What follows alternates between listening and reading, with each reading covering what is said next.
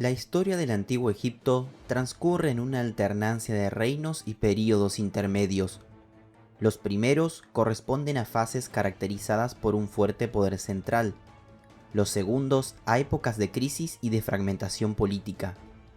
Luego de un período conocido como protodinástico o arcaico, en que se produce la unidad del Alto y Bajo Egipto por obra del rey Narmer en el año 3100 a.C.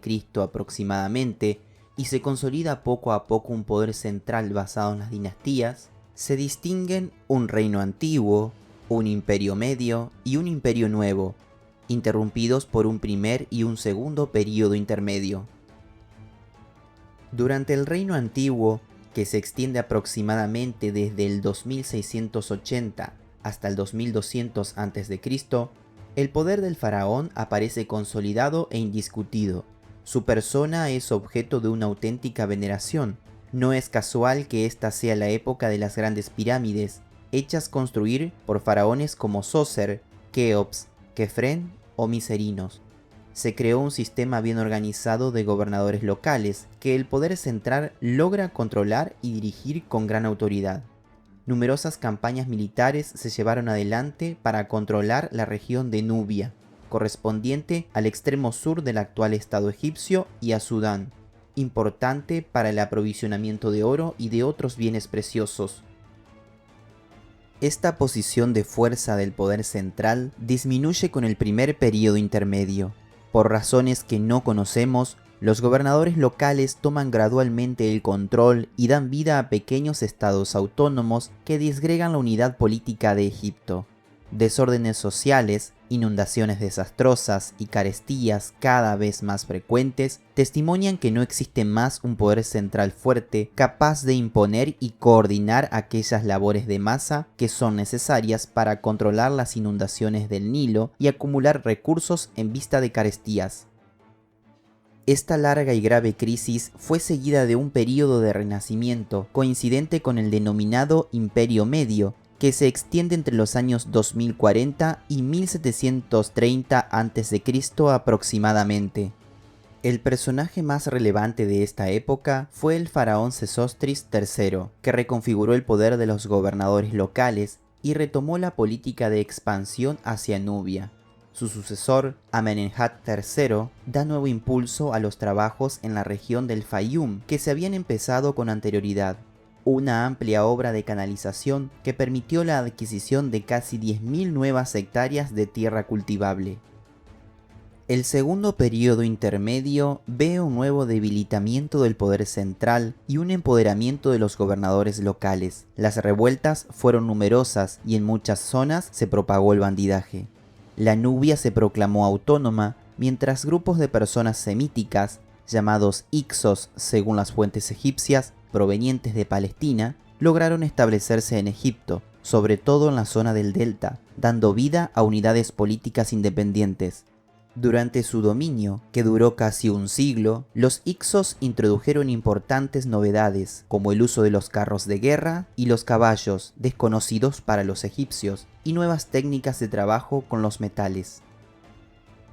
El esplendor egipcio coincide con el advenimiento del denominado Nuevo Imperio, etapa que se sitúa entre los años 1570 y 1085 a.C.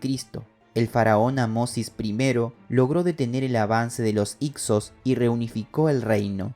Inició así una expansión que llevó a Egipto al máximo de su potencia. Entre otras personalidades de esta época, fue protagonista también el faraón Tutmosis I. Sus empresas militares se destacan entre las más notables de la historia egipcia. Al sur extiende el dominio del reino hasta la cuarta catarata del Nilo y logra el pleno control del territorio de Nubia, y al noreste llega hasta el río Éufrates en la Mesopotamia. Palestina y parte de Siria quedaron bajo su dominio. Siguiendo el esquema establecido por los imperios orientales, las comunidades locales mantenían un cierto margen de autonomía, pero debían reconocer la superioridad de la potencia dominante, pagarle tributos y brindarle mano de obra. Sin embargo, fue bajo el faraón Tutmosis III, gran conductor y hombre político, que Egipto alcanzó el ápice de su esplendor. Gracias a una serie de campañas militares victoriosas, logró asumir el control del Asia Menor y las ciudades sirias de la costa. El Imperio Nuevo es también el período del faraón Ramsés II, una extraordinaria figura de soberano civil y guerrero. Muchos de los espléndidos edificios que aún hoy embellecen Egipto fueron obra suya. Él enfrentó en 1275 a.C. a la potencia de los hititas que tenían su reino en Anatolia en la célebre batalla de Kadesh junto al río Oronte en Siria. Fue una batalla de éxito incierto que llevó a un acuerdo diplomático, pero en Egipto Ramsés fue celebrado como un gran héroe. En torno al 1200 a.C., Egipto se encontró bajo el peligro de las invasiones de los llamados pueblos del mar. Ramsés III, último gran faraón del Imperio Nuevo, logró detenerlos, pero a costa de la pérdida de importantes regiones, principalmente Nubia y Palestina. Al final del reino de Ramsés III, Egipto se sumió en un largo periodo de crisis política, económica y social, durante el cual se alternaron en el trono faraones de origen extranjero, libios, nubios, asirios. En el año 525 a.C., Egipto es convertido en una provincia del Imperio Persa. Luego, en el 333 a.C., fue conquistado por Alejandro Magno.